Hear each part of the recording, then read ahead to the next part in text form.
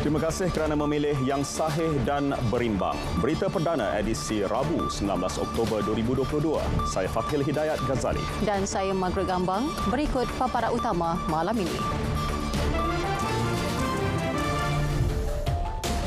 Segala intipati dalam bajet 2023 janji yang akan dan mampu dilaksana dari segi keuangan. Kes penculikan warga Palestin, polis siasat jika wujud pembabitan agensi perisikan luar.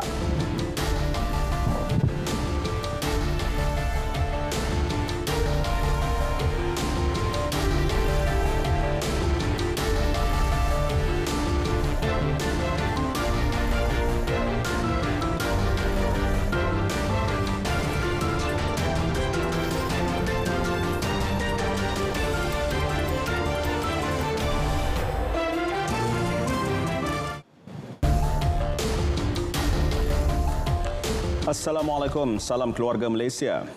Jangan terpedaya dengan manifesto bulan dan bintang. Sebaliknya, ujar Perdana Menteri Datuk Seri Ismail Sabri Yaakob, segala intipati dalam bajet 2023 merupakan janji-janji yang akan dan mampu dilaksana dari segi keuangan.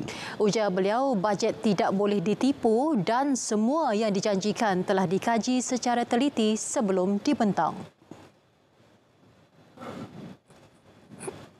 Ada beza antara bajet yang dibentangkan dengan manifesto. Manifesto nanti macam-macam manifesto akan keluar. Langit, bintang, bulan semua dia janji. Kalau boleh, bulan dibawa turun jatuh ke riba. Kalau boleh, dia orang akan janji apa saja. Tetapi cukuplah sekali terkena. Jangan kita lupa. Tetapi apabila kita bentangkan bajet, duit telah tersedia. Itu beza dia. Kita bukan janji kosong. Bajet 2023 berjumlah 372.3 bilion ringgit dibentang pada 7 Oktober lepas sebelum Parlimen dibubarkan 3 hari kemudian. Beri kita kuasa semula, kita akan bentang semula bajet dan akan diluluskan untuk kepentingan rakyat di seluruh negara. Perdana Menteri berkata demikian ketika merasmikan program pemantapan komuniti bandar PKKB di Tasik Glugur, Pulau Pinang. Menurut beliau, PKKB akan menjadi inklusif untuk memastikan masyarakat luar bandar berupaya meningkatkan sosioekonomi dan kesejahteraan seperti penduduk kawasan bandar.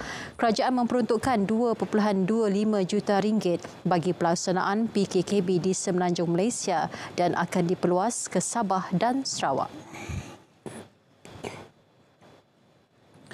Pada program berasingan di Bandar Baru, Kedah, Perdana Menteri mengingatkan ahli-ahli Barisan Nasional BN supaya sedar dan tahu siapa kawan dan lawan parti itu pada pilihan raya umum ke-15 PRU15 tidak lama lagi. Tegasnya, senjata dan peluru milik BN perlu dielak daripada terkena parti sendiri.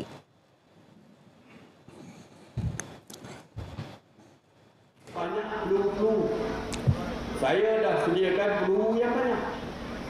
Yang pertamanya, bajet. Bajet tu kena dihebohkan kepada rakyat. Kalau di Kedah ni. Beliau berucap pada program Solidariti Kestabilan dan Kemakmuran di Dataran Serdang. Hadir bersama pengerusi BN Datuk Seri Ahmad Zahid Hamidi dan pengerusi BN Kedah Datuk Seri Jamil Khair Baharom. BN menyasarkan sekurang-kurangnya 11 kerusi parlimen di Kedah untuk dimenangi pada PRU 15.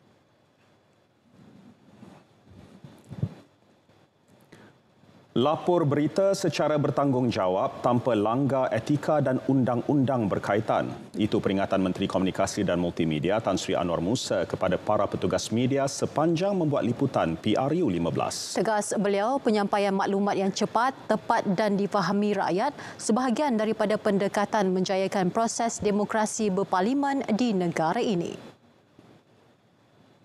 Dalam saat yang begini, banyak juga pemberitaan yang akan melanggar etika tertentu, akan menggunakan kesempatan untuk membuat hasutan dan sebagainya. Tapi peringatan yang nak kita berikan ialah sebagai sebuah negara yang mempunyai undang-undang, dalam suasana kebebasan media, jangan melanggari mana-mana peraturan dan undang-undang yang sedia ada, kerana walaupun dalam keadaan musim pilihan raya dan caretaker government, rule of law still prevail.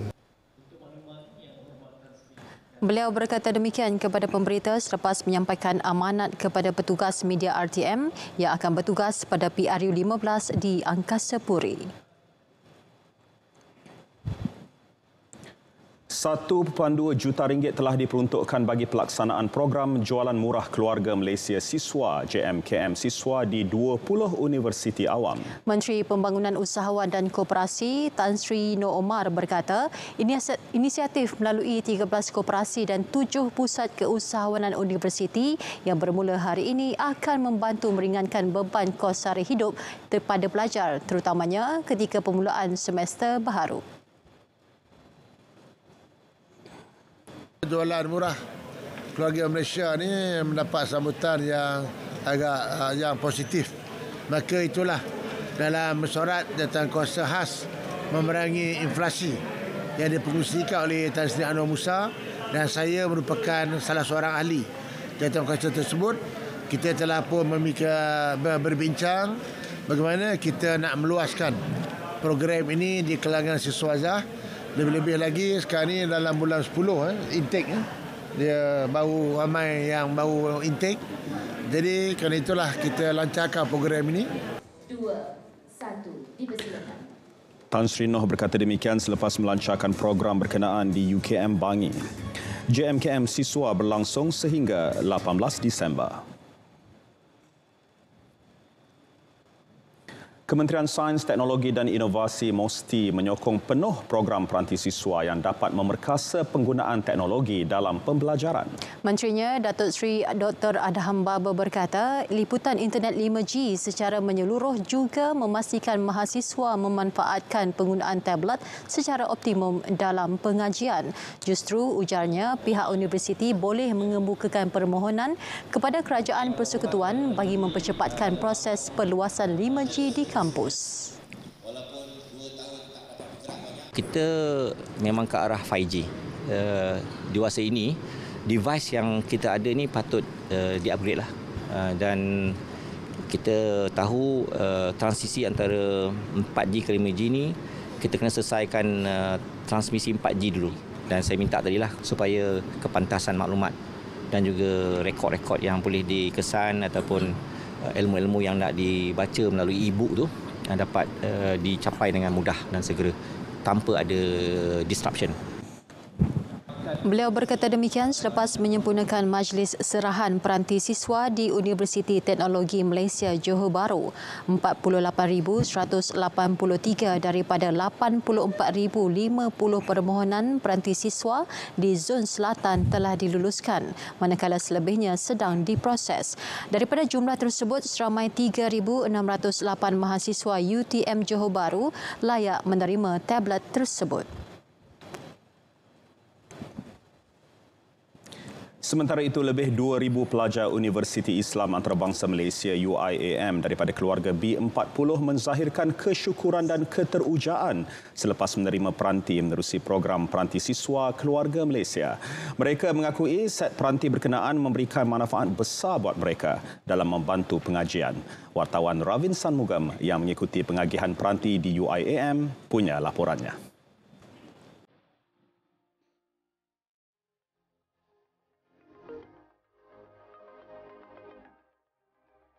Gembira lah dapat peranti ni. Sebenarnya dah lama tunggu, saya sangat excited lah. Saya terlalu gembira sangat dapat peranti hari ini. Itu reaksi keluarga Malaysia yang menzahirkan rasa syukur selepas menerima peranti hari ini. Yang kami pasti ia akan membantu dan memudahkan lagi aktiviti pembelajaran mereka.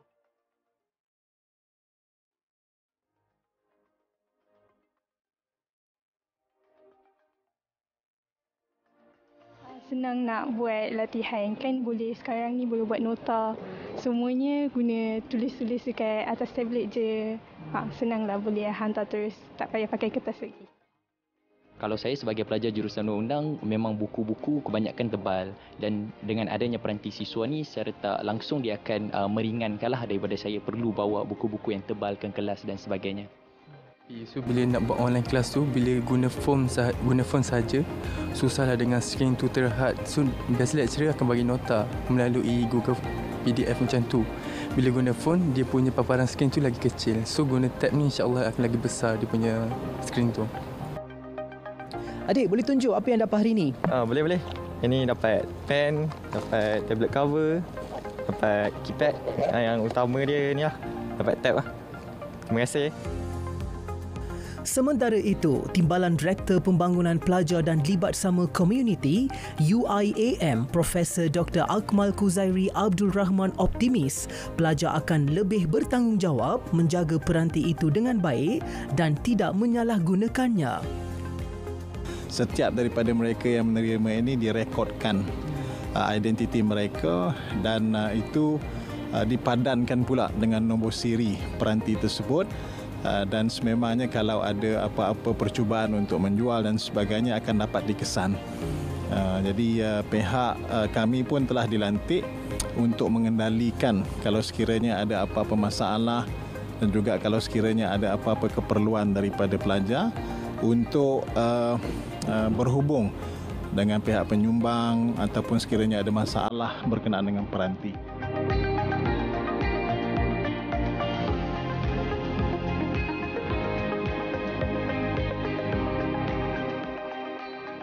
Saudara, bagi memastikan keluarga Malaysia dimanfaatkan sepenuhnya menerusi program ini, Kementerian Komunikasi dan Multimedia mengambil langkah proaktif untuk menyegerakan pengagihan peranti yang melibatkan lebih 270,000 penerima menjelang akhir bulan ini. Ravin Sanmugam, RTM.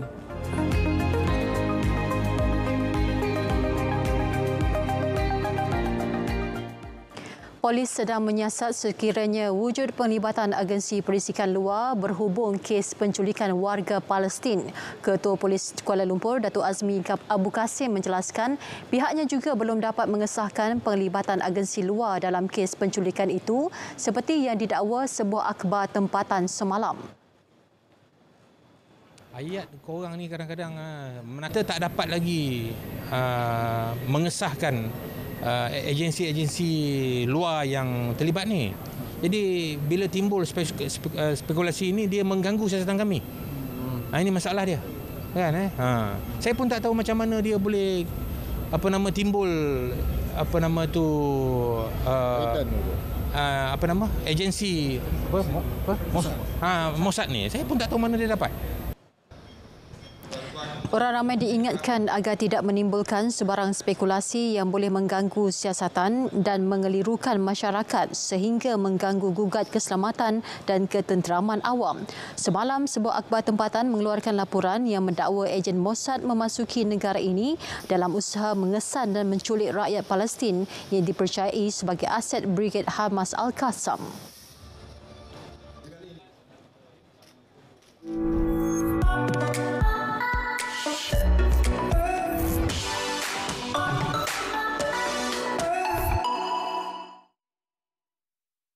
Hepatitis adalah penyakit keradangan hati akibat daripada jangkitan virus hepatitis. Hepatitis A yang berjangkit melalui pencemaran makanan dan air biasanya menyebabkan jangkitan hati yang akut dan tidak berpanjangan.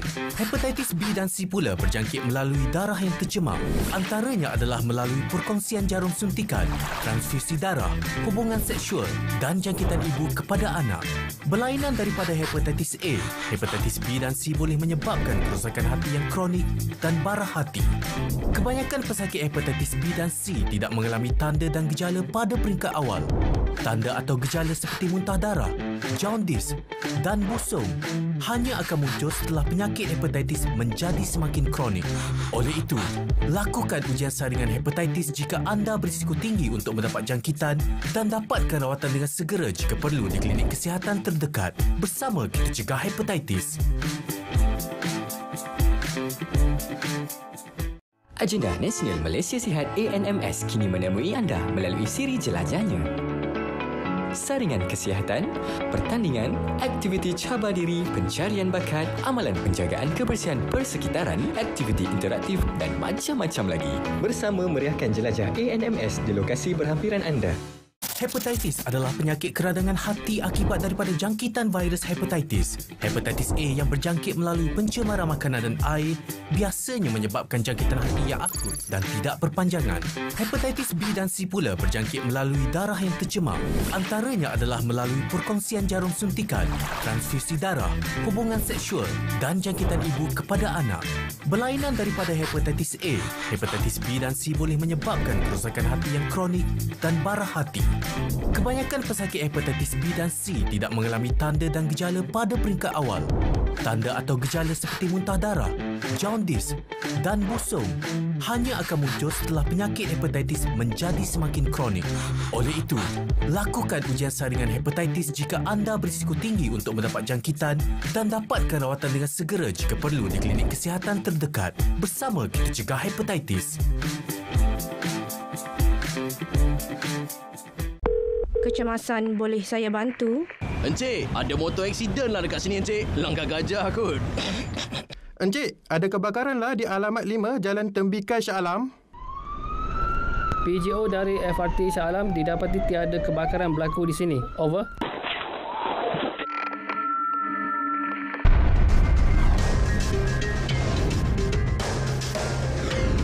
MERS 999. Gunakan dengan berhemah.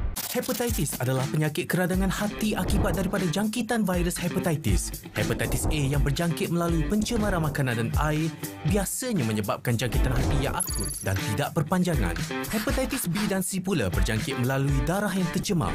Antaranya adalah melalui perkongsian jarum suntikan, transfusi darah, hubungan seksual dan jangkitan ibu kepada anak. Berlainan daripada hepatitis A, hepatitis B dan C boleh menyebabkan kerosakan hati yang kronik dan bara hati. Kebanyakan pesakit hepatitis B dan C tidak mengalami tanda dan gejala pada peringkat awal. Tanda atau gejala seperti muntah darah, jaundice dan busung hanya akan muncul setelah penyakit hepatitis menjadi semakin kronik. Oleh itu, lakukan ujian saringan hepatitis jika anda berisiko tinggi untuk mendapat jangkitan dan dapatkan rawatan dengan segera jika perlu di klinik kesihatan terdekat. Bersama kita cegah hepatitis.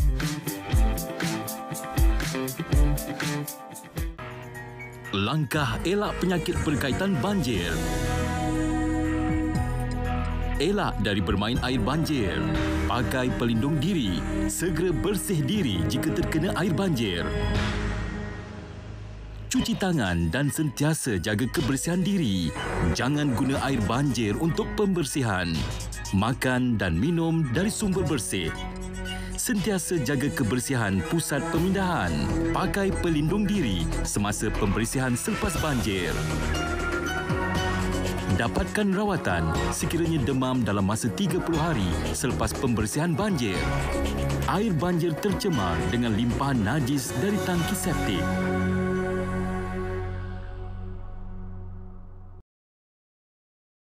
Hepatitis adalah penyakit keradangan hati akibat daripada jangkitan virus hepatitis. Hepatitis A yang berjangkit melalui pencemaran makanan dan air biasanya menyebabkan jangkitan hati yang akut dan tidak berpanjangan.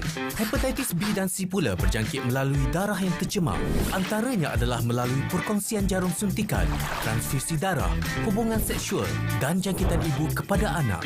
Berlainan daripada hepatitis A, hepatitis B dan C boleh menyebabkan kerosakan hati yang kronik dan bara hati.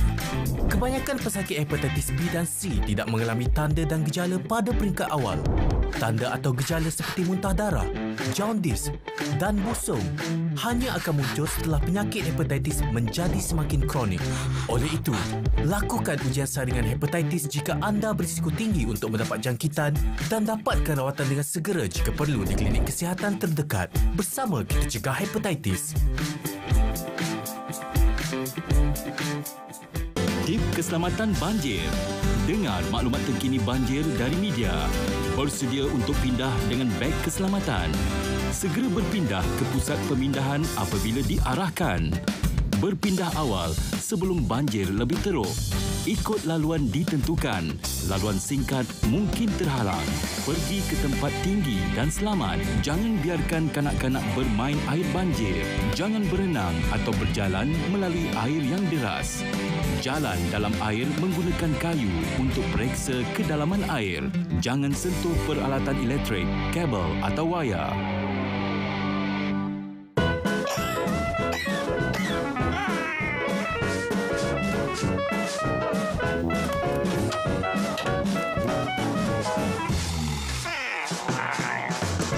Bersihkan penapis penghawa dingin dan tetapkan 24 darjah Celsius untuk lebih jimat. Satu lagi ID Bernas untuk anda.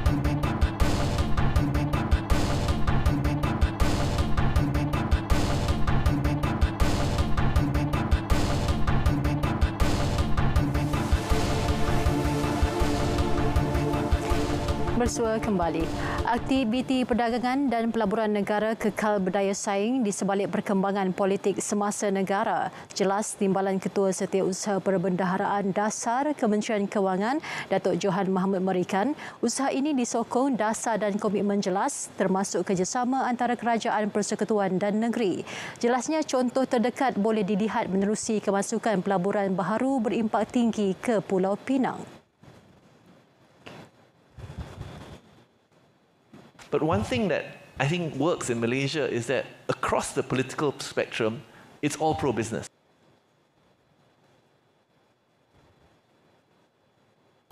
Sementara itu, Dekan Institut Pasca Siswaza Universiti Sains dan Teknologi Malaysia, Profesor Jeffrey Williams berpendapat infrastruktur institusi yang kukuh bagi pelaksanaan dasar turut menyokong kestabilan dasar ekonomi negara. There is now new legislation on responsible fiscal policy. Kedua-duanya menjadi panel Forum Tinjauan Perniagaan 2022 Anjuran Perbadanan Pembangunan Industri Sekuriti SIDC yang diadakan secara hybrid. Selaras usaha memperkasa usahawan wanita terutamanya daripada golongan B40, Usanita Sendirian Berhad memeterai usaha sama dengan AirAsia Academy. Kerjasama memfokuskan peluang dalam ekonomi digital. Ia juga sebahagian inisiatif program teknologi digital Usanita untuk menyediakan kursus latihan pada harga mampu milik kepada pengusaha kecil dan sederhana PKS di seluruh negara. Latihan diberikan termasuk pemasaran digital, analisis data dan keselamatan cyber. Selaras usaha membantu usahawan wanita mendigitalkan perniagaan mereka supaya kekal kompetitif. Menurut Ketua Pegawai Eksekutif Usanita Sendirian Berhad, Datin Azlina Hassan, sebagai permulaan pihaknya menyasarkan 3,000 usahawan wanita dilatih menerusi program berkenaan. Keluarga ataupun anak-anak perintis Usanita pun boleh benefit. Sepanjang program yang kita dah lakukan daripada tahun lepas hinggalah ke hari ini, new registration yang kita lihat ada penambahan setiap hari. Jadi target Usanita, perintis Usanita untuk menggunakan platform AirAsia Academy ini, kita mensasarkan around 3,000 pada peringkat awal dan tambahan daripada 3,000 tu akan kita buat dari semasa ke semasa. Peserta akan dipantau menerusi sistem pengurusan pembelajaran LMS.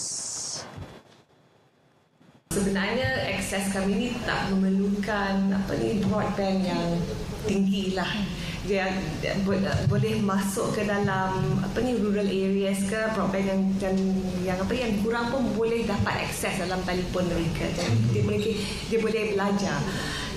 Kalau tak ada telefon, tak ada apa-apa pun dia boleh pergi ke pusat. Kan ada pusat komunikasi dalam komuniti itu. Dia boleh belajar kat situ juga. Apa yang mereka perlu cuma email sahaja.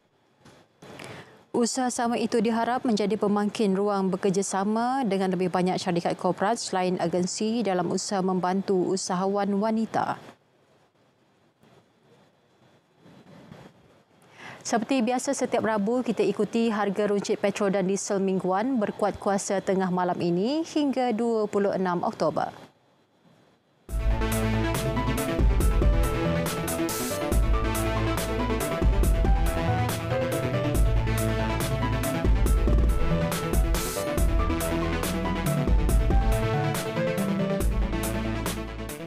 Hepatitis adalah penyakit keradangan hati akibat daripada jangkitan virus hepatitis. Hepatitis A yang berjangkit melalui pencemaran makanan dan air biasanya menyebabkan jangkitan hati yang akut dan tidak berpanjangan.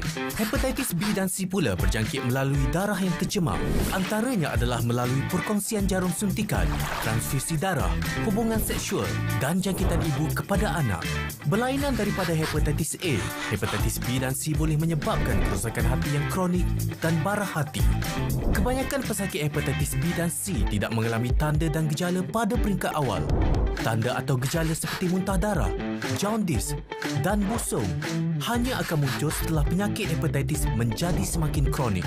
Oleh itu, lakukan ujian saringan hepatitis jika anda berisiko tinggi untuk mendapat jangkitan dan dapatkan rawatan dengan segera jika perlu di klinik kesihatan terdekat. Bersama kita cegah hepatitis.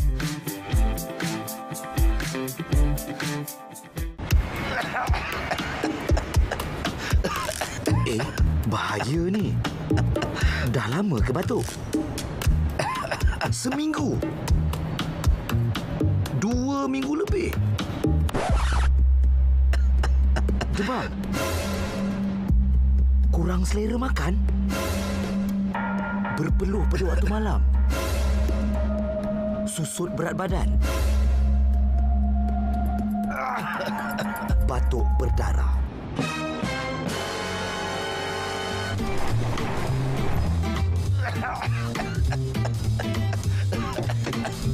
Jika anda mengalami batuk lebih 2 minggu, kurang selera makan, susut berat badan, demam, berpeluh di waktu malam dan batuk berdarah, TB boleh menyebabkan kematian jika tidak dirawat.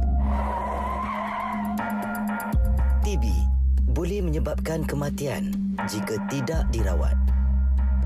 Hepatitis adalah penyakit keradangan hati akibat daripada jangkitan virus hepatitis. Hepatitis A yang berjangkit melalui pencemaran makanan dan air biasanya menyebabkan jangkitan hati yang akut dan tidak berpanjangan. Hepatitis B dan C pula berjangkit melalui darah yang tercemar. Antaranya adalah melalui perkongsian jarum suntikan, transfusi darah, hubungan seksual dan jangkitan ibu kepada anak. Berlainan daripada hepatitis A, hepatitis B dan C boleh menyebabkan kerosakan hati yang kronik dan bara hati. Kebanyakan pesakit hepatitis B dan C tidak mengalami tanda dan gejala pada peringkat awal. Tanda atau gejala seperti muntah darah, jaundice dan busung hanya akan muncul setelah penyakit hepatitis menjadi semakin kronik. Oleh itu, lakukan ujian saringan hepatitis jika anda berisiko tinggi untuk mendapat jangkitan dan dapatkan rawatan dengan segera jika perlu di klinik kesihatan terdekat. Bersama kita cegah hepatitis.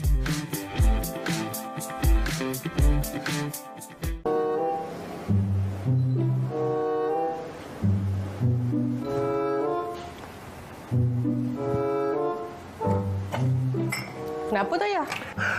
Tak ada. Kawan saya suggest ubat ni. Sah tak sah? Kan salah-salah minum kan? Janda kaya bakal. Janda kaya bakal.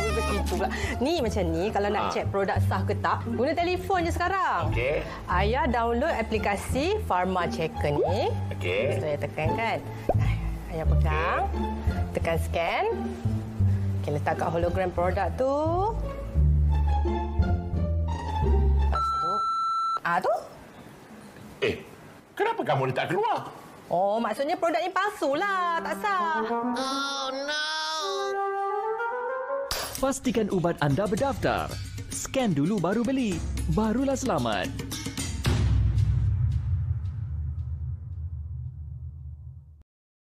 Hepatitis adalah penyakit keradangan hati akibat daripada jangkitan virus hepatitis. Hepatitis A yang berjangkit melalui pencemaran makanan dan air biasanya menyebabkan jangkitan hati yang akut dan tidak berpanjangan.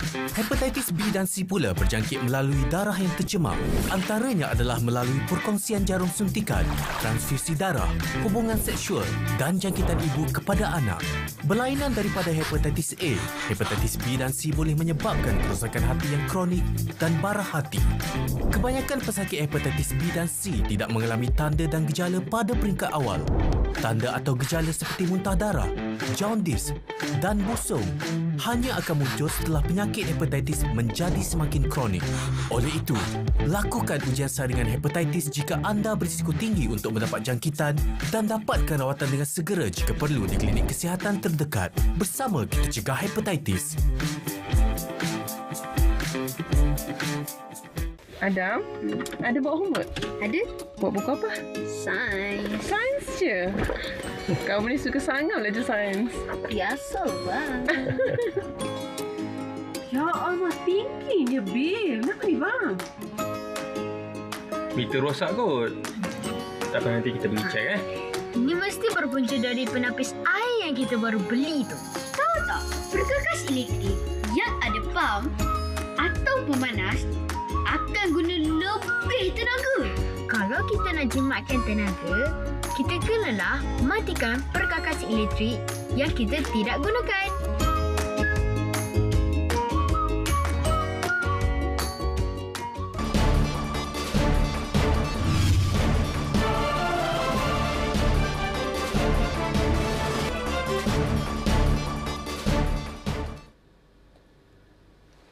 Assalamualaikum dan salam sejahtera. Ribut tropika Nesat kini masih lagi wujud. Ianya berada di 159 km daripada barat daya Hainan, China, dan ianya bergerak menghala ke arah barat-barat daya menuju ke negara Vietnam dengan kelajuan 10 km sejam, dan insya-Allah pada esok hari ianya akan membadai kawasan daratan negara Vietnam. Baik, dengan adanya ribut tropika Nesat ini, ianya telah menyebabkan angin di rantau negeri kita di Laut Cina Selatan ini bertiup dengan agak kencang sekitar 40 hingga ke 50 km sejam, dan ketinggian ombak juga boleh mencapai 3.5 meter. Justru itu, Met Malaysia masih lagi mengekalkan amaran angin kencang serta laut bergelora kategori pertama di kawasan perairan Condor, Reef North, Lalayang, Palawan dan juga Labuan, yang mana dalam tempoh ini ianya adalah berbahaya kepada bot-bot kecil serta sukan regas laut, dan orang ramai khususnya para nelayan diharapkan tidak turun ke laut dalam tempoh ini. Baik, seterusnya kita akan beralih ke paparan imej satelit bagi melihat keadaan cuaca semasa apa yang berlaku pada ketika ini. Baik, pada ketika ini jelas menunjukkan terdapat banyak kelumpuan awan aktif yang tertumpu di Semenanjung dan juga di negeri Sabah dan juga Sarawak. Kebanyakan negeri pada ketika ini dalam keadaan yang agak mendung, kecuali di utara dan juga pantai timur Semenanjung Malaysia, yang mana hujan berserta rebut petir kini sedang berlaku melibatkan di negeri pantai timur dan juga di negeri utara melibatkan negeri Perak, Kelantan, Terengganu, Pahang dan juga di pedalaman di negeri Selangor. InsyaAllah hujan yang berlaku pada ketika ini kita jangkakan akan berangsur reda menjelang ke lewat malam nanti. Begitu juga di negeri Sabah, pada ketika ini hujan di satu tempat kini sedang berlaku melibatkan di bahagian Kudat dan juga di bahagian Sandakan, yang kita jangkakan ianya akan berangsur-angsur reda tidak lama lagi.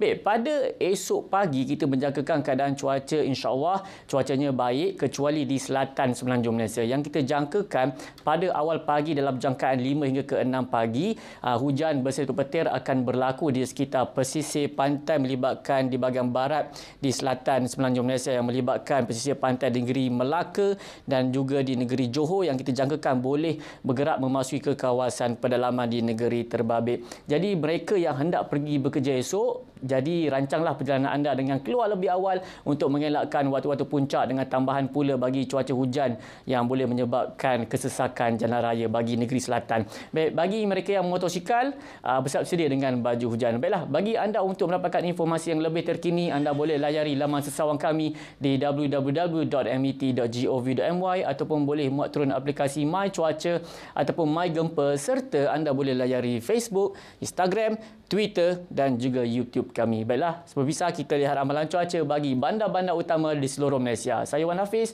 Assalamualaikum dan salam sejahtera.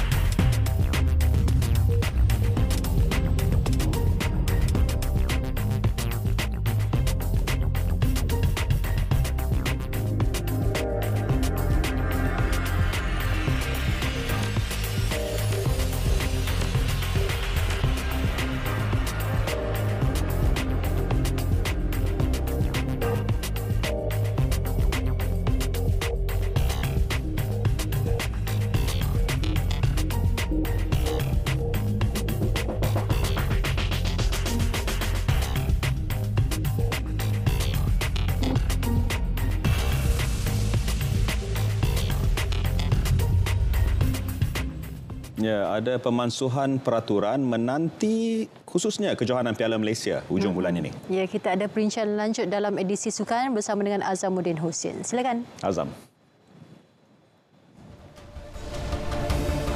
Tiada lagi kelebihan jaringan di tempat lawan.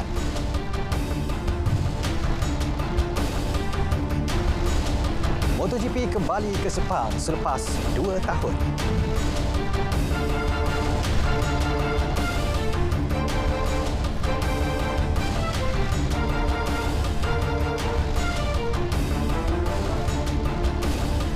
Terima kasih Fatil dan Maghrib Gambang. Assalamualaikum dan salam sukan untuk semua.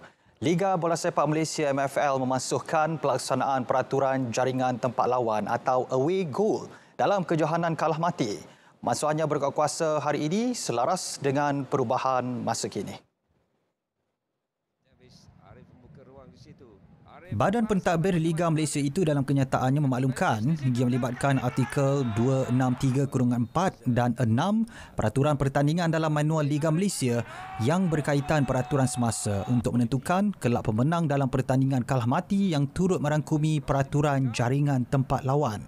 Kenyataan MFL itu menyebut UEFA telah memutuskan untuk memansuhkan peraturan jaringan tempat lawan bermula musim 2021-2022 sementara AFC pula memaklumkan akan melakukan perkara sama bermula musim depan.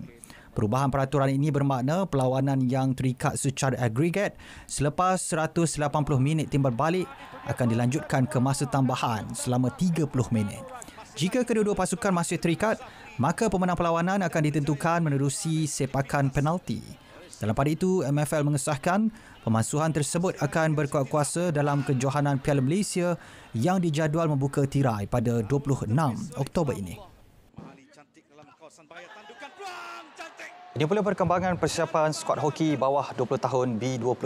Ketua Jurulatih Skuad Negara Muhammad Amin Rahim berpuas hati dengan prestasi yang ditunjukkan pasukannya dalam perlawanan persahabatan bertemu Australia yang berlangsung di Stadium Hoki Nasional Bukit Jalil semalam.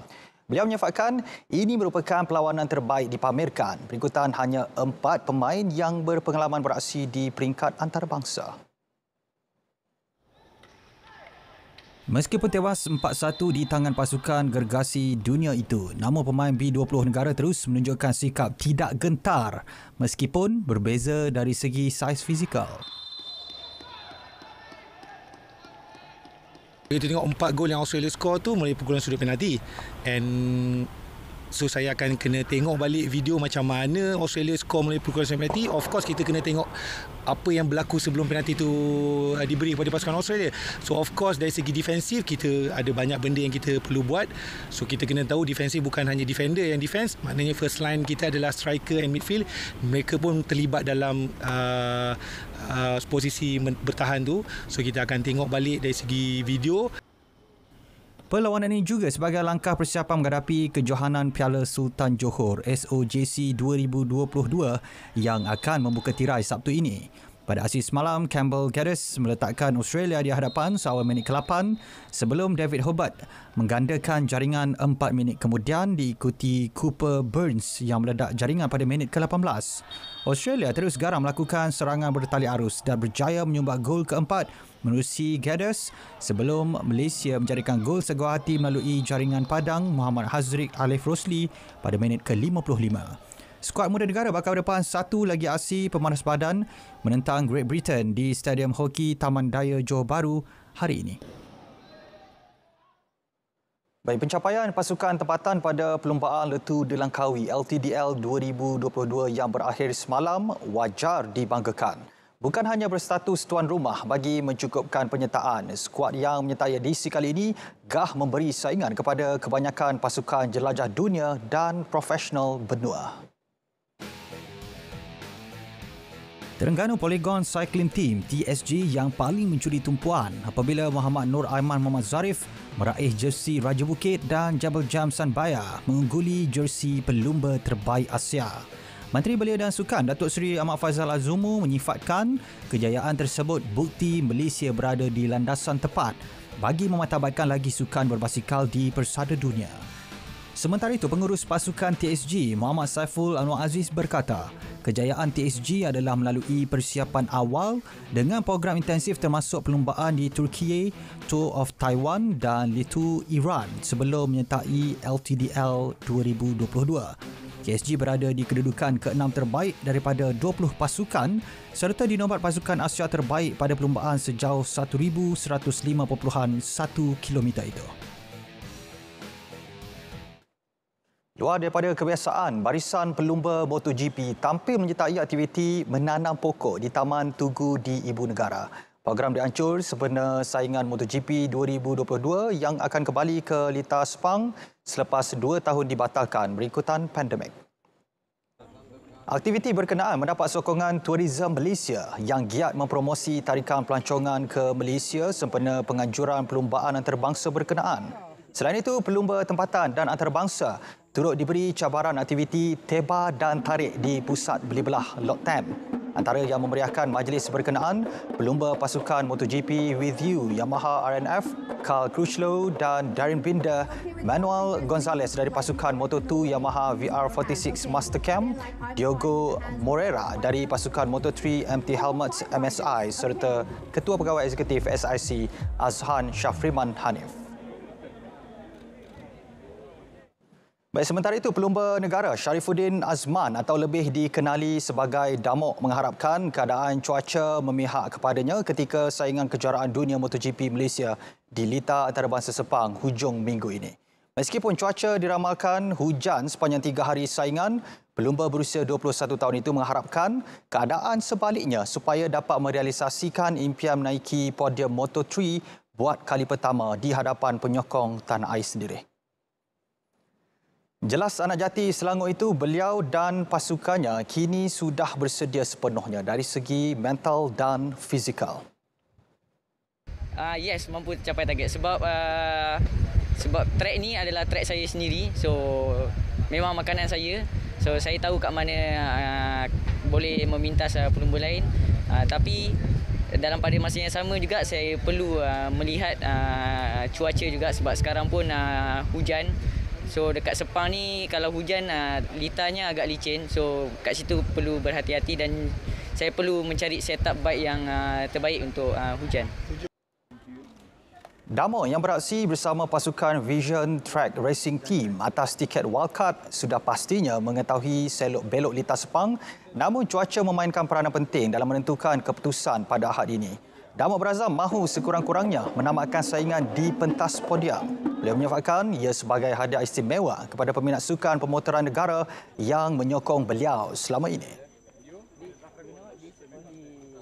Baik saudara, siaran berita perdana di TV1 berakhir di sini. Bagi memberi laluan kepada siaran langsung Majlis Tilawah dan Menghafaz Al-Quran peringkat antarabangsa ke-62 dari Pusat Konvensyen Kuala Lumpur KLCC. Terus ikuti berita perdana di saluran berita RTM melalui My Freeview 123 dan aplikasi RTM Click.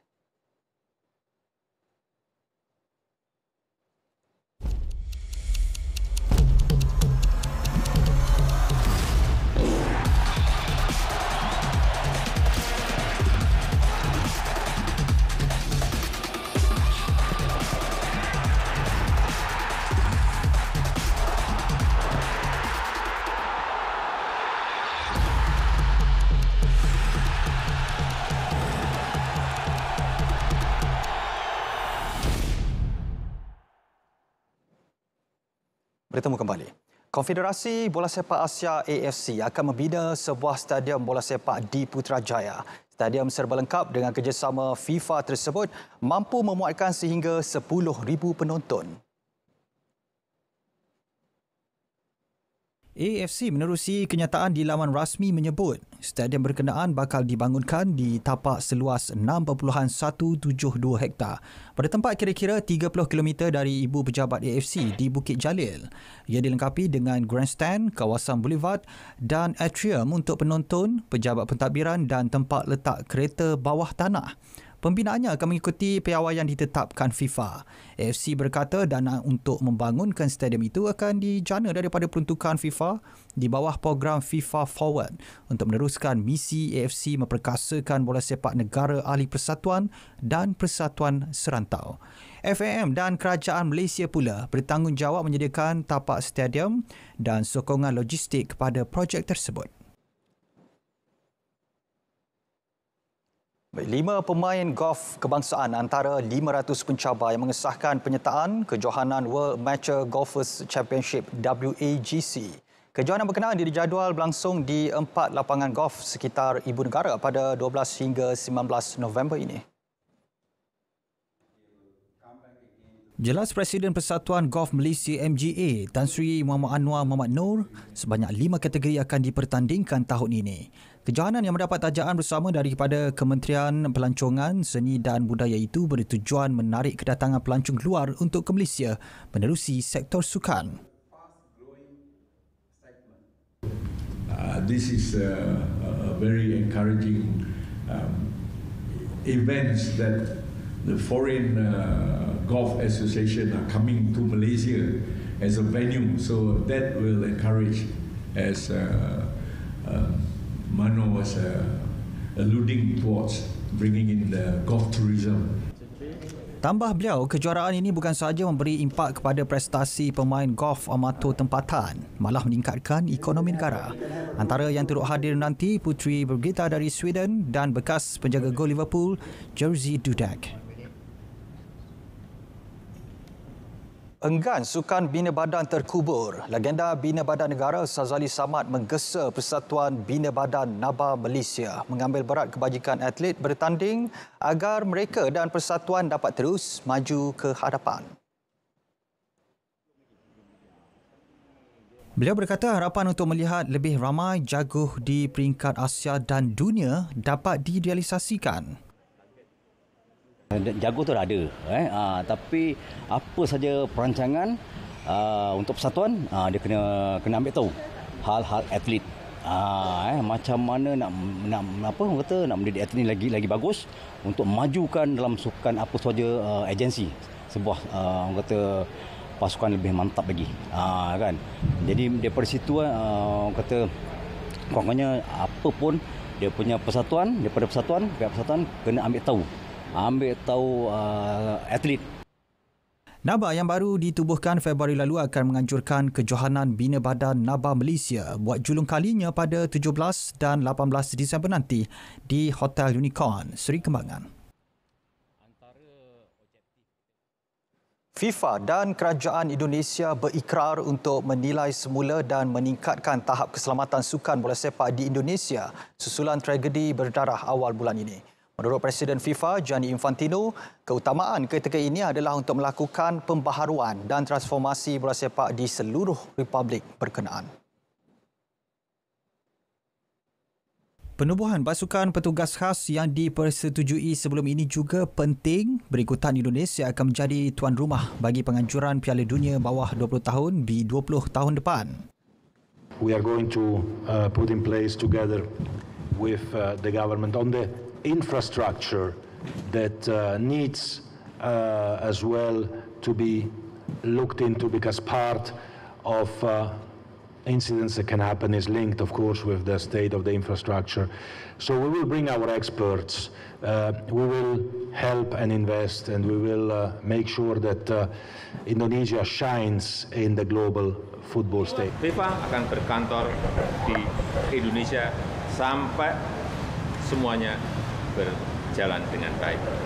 Tadi saya juga menyampaikan dan FIFA mengapresiasi untuk Stadion Kanjuruhan di Malang juga akan kita peruntukkan dan kita bangun lagi sesuai dengan standar FIFA sebagai sebuah contoh standar stadion dengan fasilitas yang baik.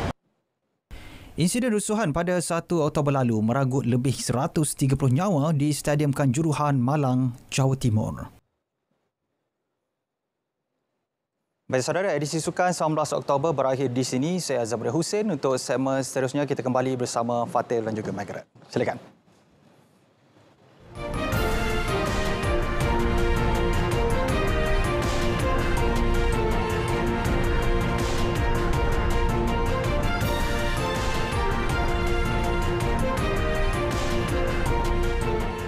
Emirat Arab Bersatu UAE bersetuju dengan tindakan Pertubuhan Negara-Negara Pengeksport Petroleum dan Sekutu OPEC campur mengurangkan pengeluaran minyak.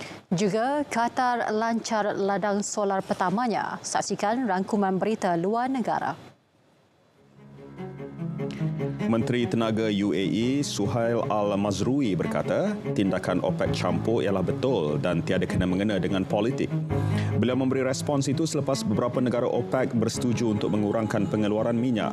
Sebelum ini, Amerika Syarikat mendakwa Arab Saudi telah memaksa negara lain untuk mengikuti langkah berkenaan. Bagaimanapun, Riyadh menafikan tuduhan itu. Negara terkaya dengan gas dan minyak iaitu Qatar telah melancarkan loji jana kuasa solar merentasi padang pasir semalam. Ladang solar di Al-Qarsa'ah terletak di barat Doha dan merupakan antara yang terbesar di Asia Barat. Ia juga bakal menyediakan tenaga bersih untuk Stadium Sempena Piala Dunia 2022 tidak lama lagi. Projek berkenaan bernilai $467 juta Amerika melibatkan 1.8 juta panel solar. Telah dilancarkan pada 2016 dengan kerjasama syarikat dari Perancis dan Jepun. Amerika Syarikat pula bersetuju menghulurkan bantuan $2 juta kepada Cuba yang terjejas teruk akibat taufan Ian. Cuba sebelum ini telah membuat permohonan yang jarang berlaku kepada Amerika Syarikat pada September lepas selepas Ian membadai negara kepulauan itu. 3 maut manakala ribuan orang lagi hilang tempat tinggal. Menurut kenyataan dari Amerika, mereka akan bekerjasama dengan organisasi bebas bagi menghulurkan bantuan berkenaan.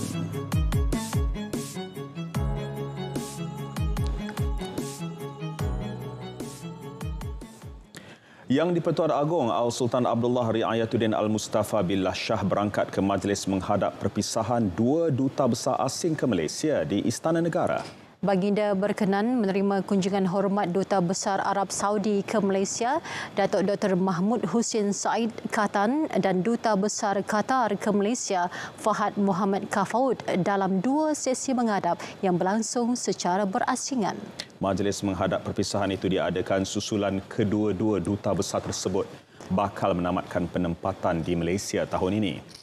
Khidmat Datuk Dr. Mahmud Hussein yang bermula April 2017 akan berakhir 21 Oktober ini, manakala Fahad Muhammad menamatkan penempatan pada 4 November depan setelah berkhidmat di Malaysia sejak November 2018. Menurut Datuk Pengelola Bijaya Diraja Istana Negara, Datuk Seri Ahmad Fadil Syamsuddin, pada majlis menghadap itu, Al-Sultan Abdullah menzahirkan penghargaan kepada kedua-dua duta besar terbabit, khususnya peranan memperkukuh dan mempertingkat hubungan serta kerjasama dua hala antara negara masing-masing dengan Malaysia ke tahap yang lebih komprehensif.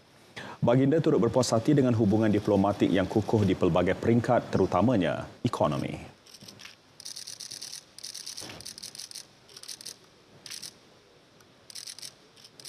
Bermula semalam, semua taman eko rimba, hutan taman negeri dan kawasan pendakian dalam hutan simpan kekal di Kedah ditutup sementara. Keperluan itu bagi mengelak sebarang insiden tidak diingini sepanjang musim tengkujuh. Menerusi kenyataan, Pengarah Jabatan Perhutanan Negeri Muhammad Abdullah menyebut penutupan hingga 1 tarikh yang akan diumumkan tidak membenarkan aktiviti rekreasi termasuk mendaki gunung, aktiviti sukan lasak berkenderaan dan lain-lain jenis aktiviti riadah. Bagaimanapun, penutupan sementara itu tidak melibatkan Taman Ekorimba yang telah diswastakan kepada operator dilantik kerajaan negeri dan pihak berkenaan dinasihat untuk turut memberhentikan operasi buat sementara waktu. Jabatan Perhutanan Negeri tidak akan bertanggungjawab ke atas sebarang insiden yang berlaku sepanjang musim tengkujuh. Justru, pengunjung diharap dapat mematuhi arahan yang telah dikeluarkan.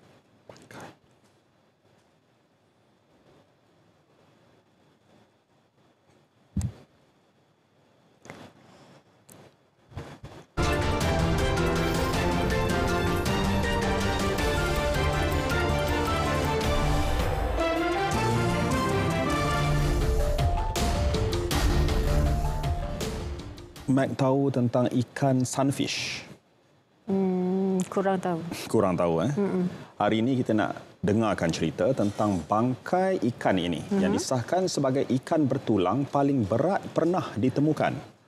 Berapa kilogram agaknya? Saksikan paparan hashtag. Bangkai ikan sunfish seberat 2,744 kilogram ditemukan di Pulau Faial, Portugal pada Disember 2021. Namun pengesahan daripada kajian ke atasnya baru sahaja didedahkan minggu lalu. Menurut sebuah organisasi pemeliharaan, Persatuan Naturalis Atlantik, ia dibawa untuk kajian oleh penduduk tempatan supaya penyelidik boleh menganalisis bangkainya. Rekod yang dipecahkan haiwan pemangsa ganjil itu dahulunya dipegang oleh sunfish lain yang ditemukan di luar pantai Jepun pada 1996 dengan berat mencecah 2,300 kilogram.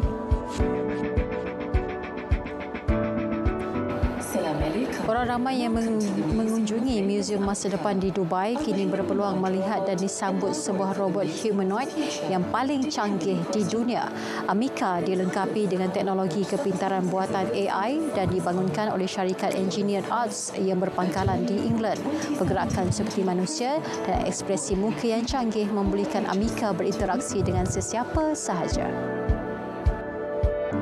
Pelbagai taktik digunakan untuk meniru ketika menduduki peperiksaan.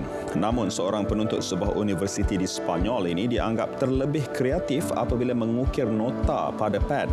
Bagaimanapun helahnya tidak berjaya selepas dia ditangkap pensyarah. Penuntut undang-undang itu menggunakan 11 pen yang diukir pelbagai nota untuk dibawa masuk ke dalam bilik peperiksaan.